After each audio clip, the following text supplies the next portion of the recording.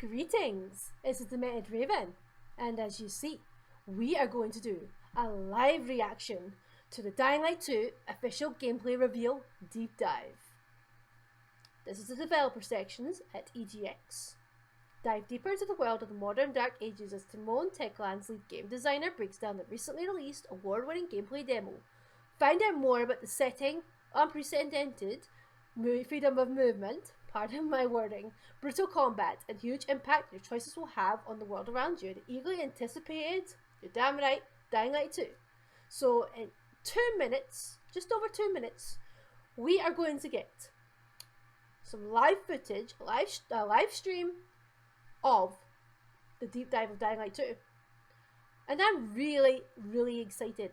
Here you will get my live reaction.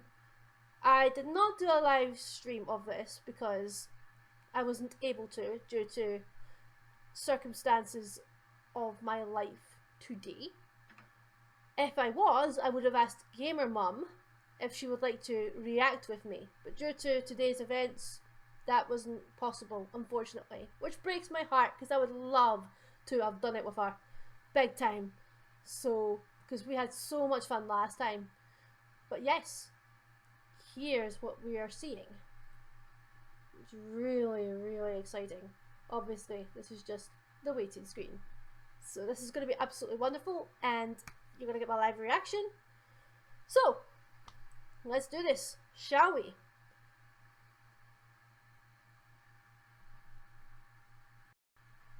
"52 seconds, guys. Whilst we're here, I feel as well getting this out the road. I also do live streaming myself. Twitch.tv/The Demented Raven, where I stream a multitude of video games, including Dying Light itself. So, without further ado, let's go watch this thing. 10, 9, 8, 7, 6, 5, 4, 3, 2, 1, here we go!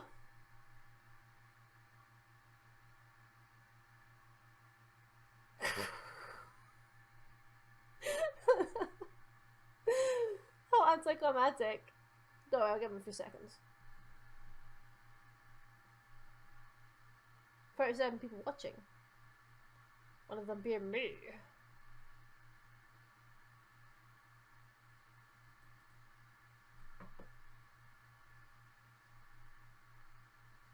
Okay. It is live, right? Yeah.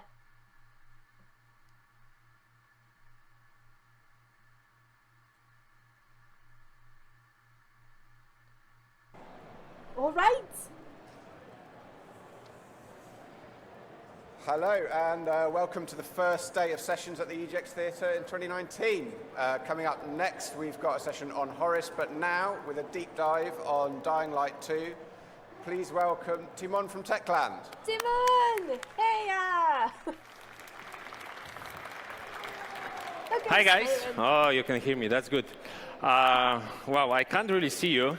I hope you can see me. And can you hear me? Yeah. Okay. Is the EGX good for you so far? Cool. Hi guys, once again, my name is Tymon Smektala, and I am the lead game designer of Dying Light 2. I have said this specific phrase thousands of times already, as I get an absolute honor of presenting the work of our team at events like Gamescom, E3, and now EGX. But this place, this time, and basically you guys, this is special for me, and let me explain why. So, 6 years ago, I was doing a very similar presentation for Dying Light 1 at EGX 2013. It was my first ever public presentation in video game industry, and I was scared shitless. I was absolutely nervous, especially that I was going on stage right after Mr. David Cage. So, you know, he's extremely outspoken, basically a legend, and I was going on there just like a no-name from Poland, from a studio not many people knew. So as you can see, as you will see in a bit, it didn't really go that well. So maybe let's just get a reminder of that moment. So that's me. Can you hear me? You guys are the first ones. Extremely nervous, as I am right now. So please help me out this time, because this is my moment to get things right. So please keep your fingers crossed, and I hope everything will go well. Thank you. Thanks so much. You've got this, pal. So with that said and done, we can go to the meat of the presentation, and this is a breakdown of the gameplay reveal of Dying Light 2 that we have published at the back of August. So not that far ago. If you haven't seen it, please do, because this is basically 26 minutes of pure, unfiltered Dying Light goodness. And what will happen today is I will talk about it, I will show you bits and pieces of it, stop at specific moments, and explain a little bit about what's happening on the screen and giving you more context about it. Of course, the best place to watch the demo is our official YouTube channel. So if you find time, please go visit it, subscribe. This will be your best source of news about Dying Light 2. So what will happen, what we'll see today is, and what you probably have seen in the gameplay reveal video, is a mission that's a very crucial moment in Dying Light 2's narrative, as drinking water in the city is just about to come to an end. He's doing great. The demo starts in the Fisheye, a tavern in the central part of the city where survivors meet. Yep. It is owned by our friend Frank, who believes the only person that can solve the drinking water problem is the Colonel, a man with bad reputation who leads a group called the Renegades out of the city's pumping station.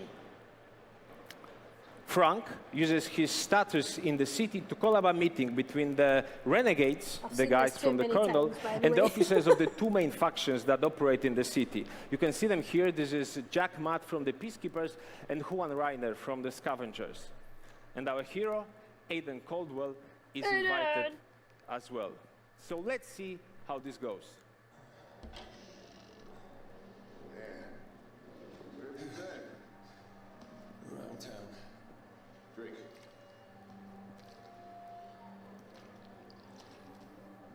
Need to rest? No, I'm okay. Yeah, this is the footage that they debuted. I also seen this a lot when trying to find like Easter egg things, the contest they had. I couldn't find anything.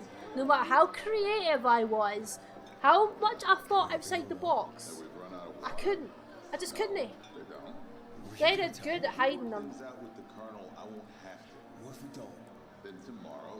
People love the music in this song that was featured. Matt, it's time. Let's go. Matt? I'm drinking. This is why we're screwed. I just fuckhead gonna get along with anyone. Enough. Look. I know they'll stop. The Colonel turns on his gold-plated taps, or we're all dead. So seeing as he's graciously agreed to talk, we're gonna dress up real nice and go to his island on our very best behavior. Move your ass, Matt. Only if I can keep here. After the slaughter.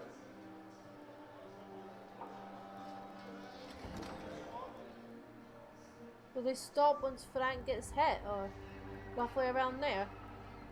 That's what I'm guessing. If not, then around here. But as it's... No! Oh, here we go. Oh, alright.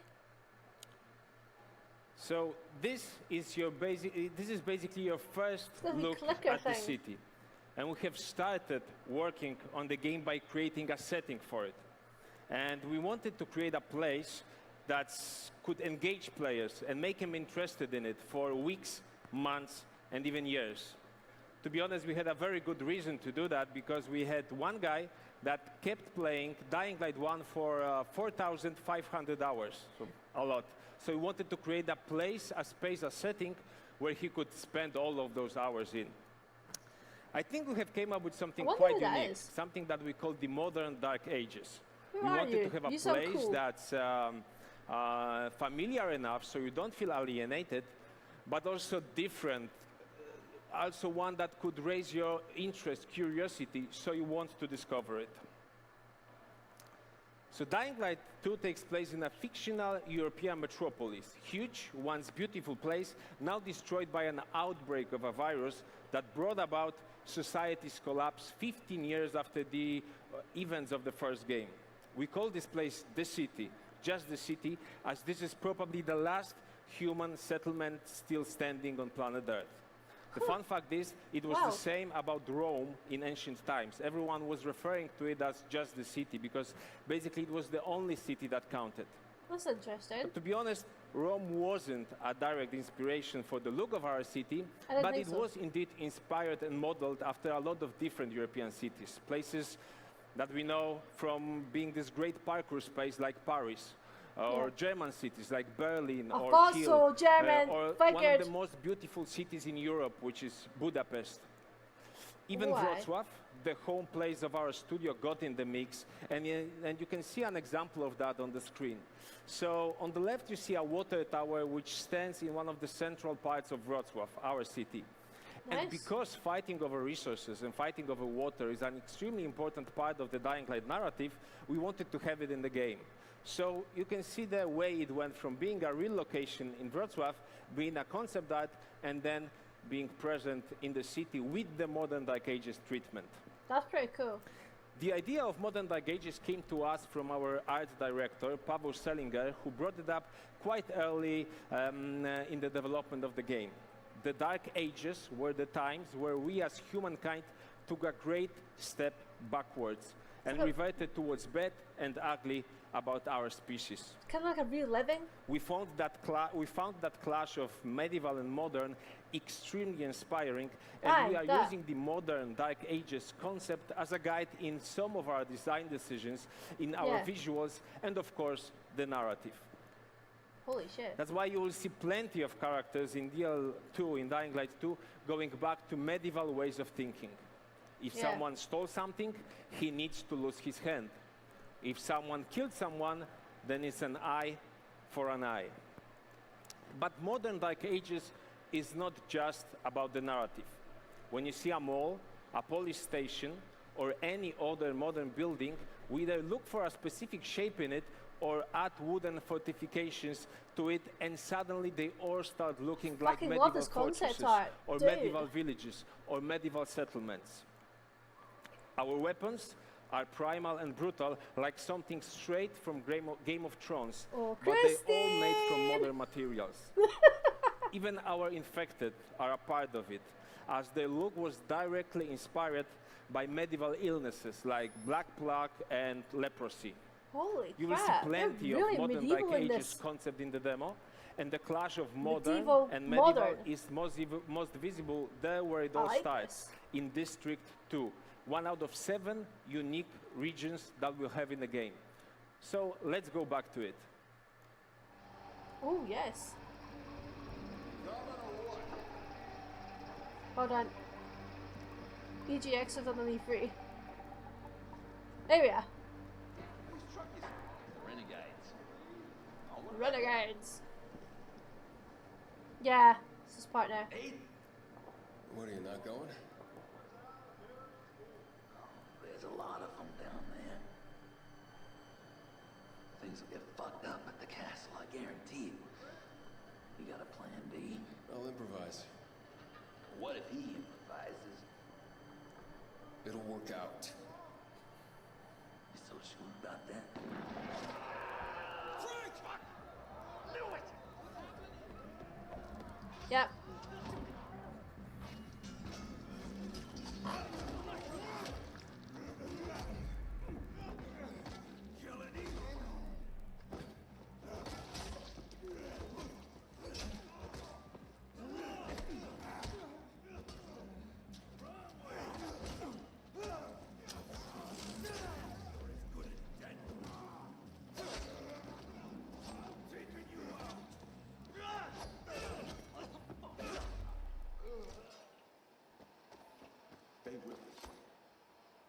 You get after those fuckers.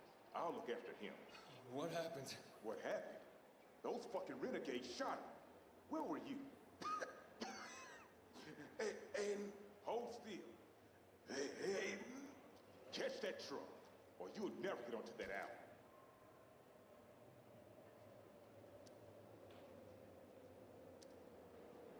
Just keep him alive. Stay in contact. Now run! Damn it! Run! Hold on, Frank. Medic!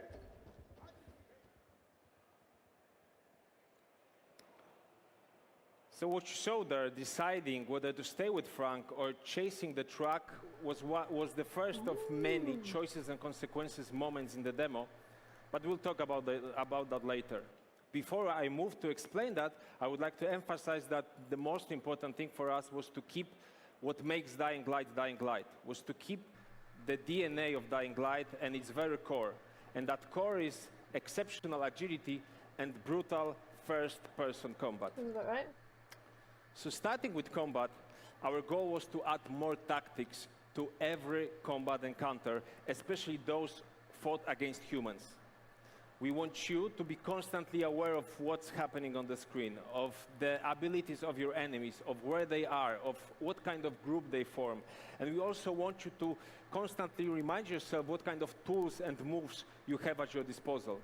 We want you to win those encounters with your own skills, with what you put inside, what you put in the controller, how you interact with it, Tymon, not with bigger numbers on a weapon or pure luck. Therefore, you need to have a complete control over what's happening on the screen. And this philosophy translates to all elements of our combat design. And we were, I would say, crazy enough to even change some of the things players liked and loved about the implementation in the first game. Like, for example, weapon modding. So in Dying Light 1, you could modify your weapon with a schematic for something which we called the electrical impact. Basically, an attack which could, if you hit an enemy, he would fly over and some sparks would go flying. But in Dying Light 1, it was all based on chance. It happened randomly. So it was against the idea that we want to give you complete control over the action. We want you to feel tactical about it. So in Dying Light 2, effects like this need to be activated first, first you need to find a correct moment to activate them, to do it. But when you do it right, you always know what will happen when you swing your weapon, and that gives you more control, and that connects you more with the experience. So once again, let's see how this looks in Dying Light 2. There you go, stabby, stabby. So activate it. Ooh, activation. And then the effect. You activate it. The same goes Yeah, for so activate it, it's not or auto. as we call it, the natural movement. We wanted to have an environment and a moveset that would allow every player to traverse the world with ease, as this was one of the most unique points of Dying Light 1. But we also wanted to create a space where more skilled players could show their efficiency, could move around the world with bigger skill, with bigger efficiency, doing cooler tricks. For that, we have doubled the number of parkour moves. Good. We have connected some of them to different pieces of geometry. We have also changed the inputs, so not all of the moves are executed with the press of the same button. And we have spaced out all of those geometry pieces around the district. So as you play the game, you constantly experience new moves. In other words, we wanted to add more game to our parkour. Another cool addition is the introduction of dynamic geometry, parts that move, rotate, bend, or change shape, which you can use while you're parkouring. And this was possible because we have moved the game to our new engine, so-called C engine. So again, let's see all of the parkour moves from the demo in one sequence.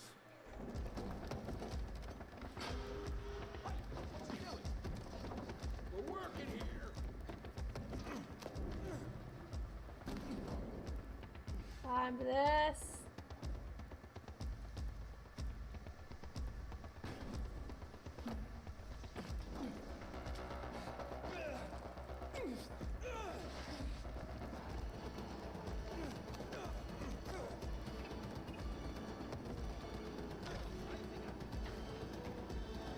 Wait for it. Wait for it. Goodbye, Aiden.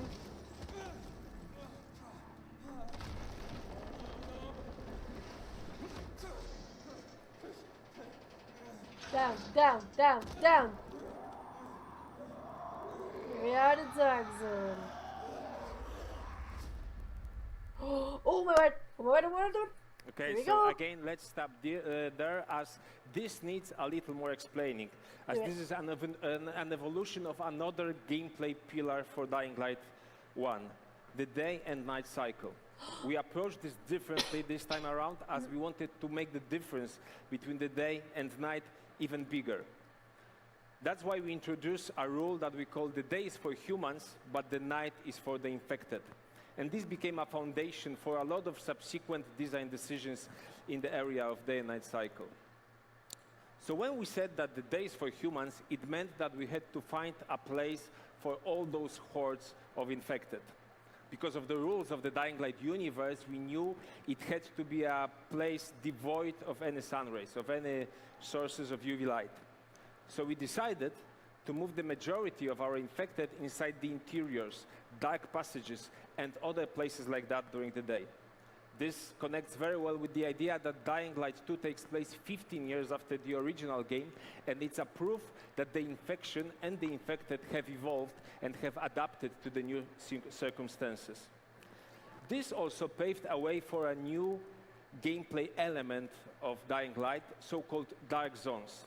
Places full of sleeping infected where you don't really want to wake them up, so we advise you to place those sequences stealthily. We have presented that at last year's E3. It wasn't a public demo, so not that many people saw that, but you can have a look at a moment from it. Oh, really?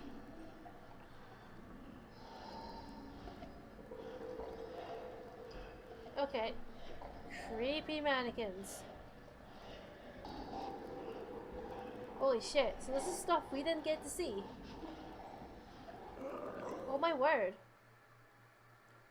So what you want to do there is not to wake them up. So don't get too close, don't make too much noise. Basically, don't do anything that can make them wake up. The mannequins but are the zombies. as in the demo from this year, you just fall inside a place like this, which means you basically only have one viable option. Run as fast as you can and use all of your parkour skills and all of the tools to escape. What can help you is UV light, any source of it. A UV flare or a UV flashlight, which you can upgrade as you play the game. So now let's see how this type of gameplay with Dark Zones looks in this year's demo. Okay. Weapons broken. That'll be me a lot. On Aiden. Do the thing! Poof. I call the clips just get straight to the point. Just like straight to the punchline. That is the best way, so get your point across. Ah! Dark Zones are also interesting because the hero of the game, Aiden Caldwell, is infected as well. So was Kyle, to be fair. He's still human, but if you don't control the infection with UV light or antizin pills, he will cross the line to becoming, well, a zombie. Because of that, you can't really stay too long inside Dark Zones in darkness, and that's additional tension to the Dark Zones themselves. But it's not all about limitations. This is actually something I cannot really say too much at this point, but let me just tease you that there are benefits of being in that stage. Oh, and by the way, this is interesting. The bracelet you saw at the start of the video is a GRE device called Biomarker. It tells you how much time you have left before you go fully infected. Love that. GRE, of course, you don't want all of those LEDs to go red. Oh, that's good. Oh my word, this whole infection stuff is badass.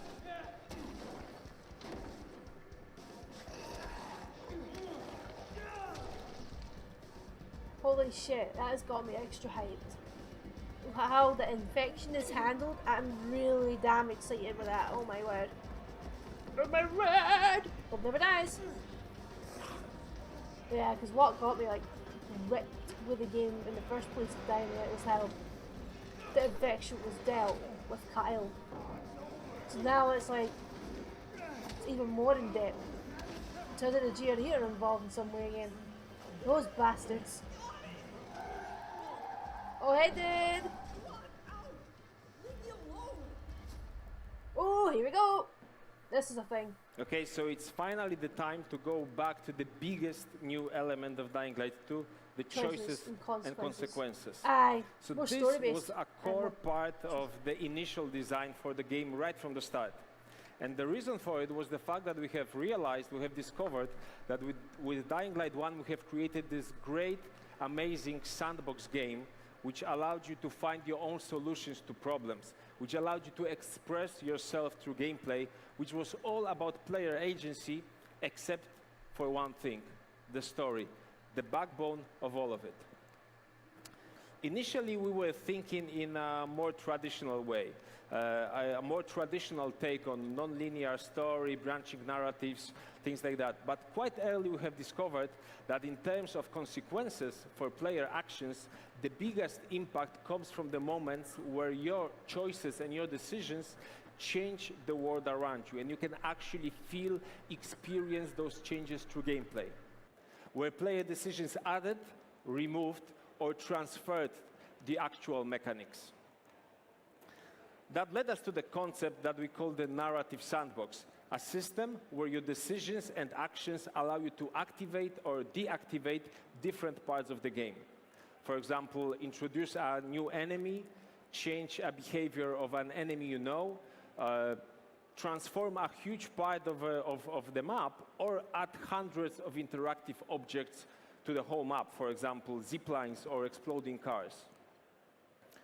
We use a lot of different models for consequences of player actions to keep them engaged at all times. Carnage. So sometimes these changes are small but spread across the whole map, as with the zipline example.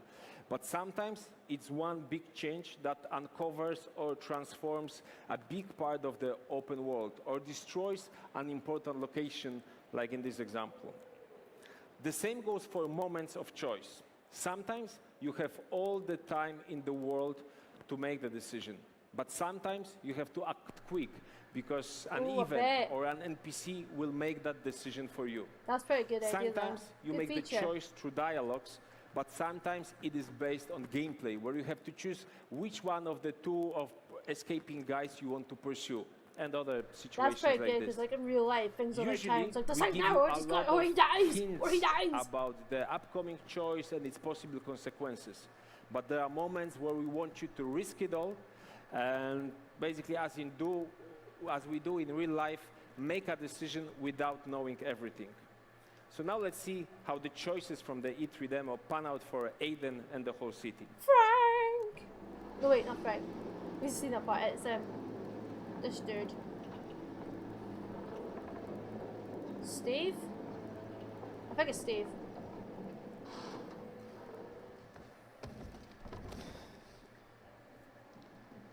Nah, it's gonna be the part where they show Frank's dead. I'm on the island. What's with the butcher thing? All I see is Frank's regular dead. people. Oh. Yeah, I should talk to the colonel. Time to talk is over. Frank's dead.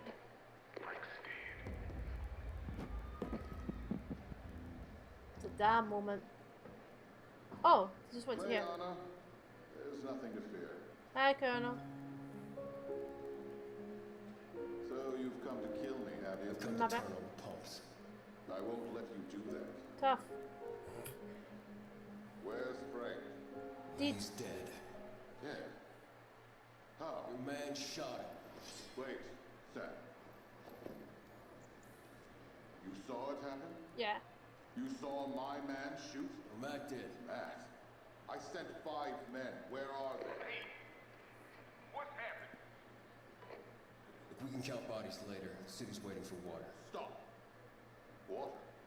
You can't turn on the water from here. They played us, don't you understand? Don't listen to me. Turn on the pump. You do know what he wants, right? He wants you to kill me. Open the doors and let his butchers in. You want water for the city? I know how to get it, but you've got to trust me. For fuck's sake. He killed Frank. The Colonel looks like he knows what he's talking about, but can we trust him?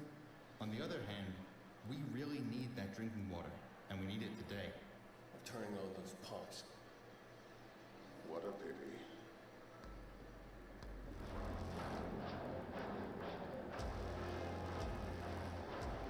And the result of that is dun dun dun dun dun dun dun dun dun dun dun dun zombies.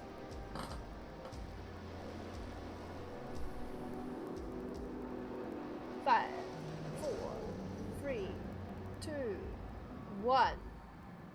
What's on the ground? What do we see? We see all of the zombies. No, you don't think so? Then just wait. Just a little longer. Because here they are. It's not gonna show us, is it?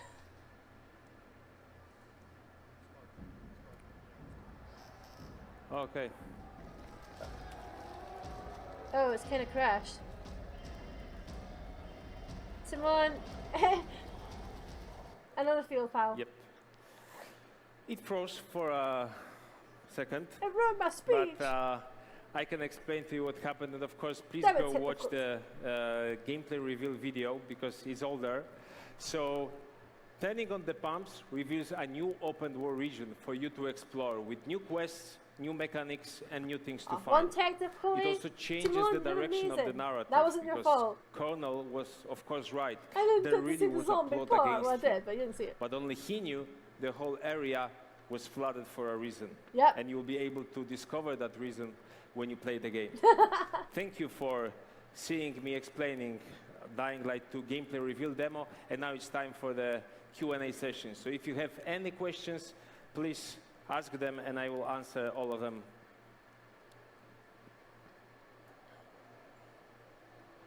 Well, as much as you're allowed to say, pal. Tymon, you did amazing!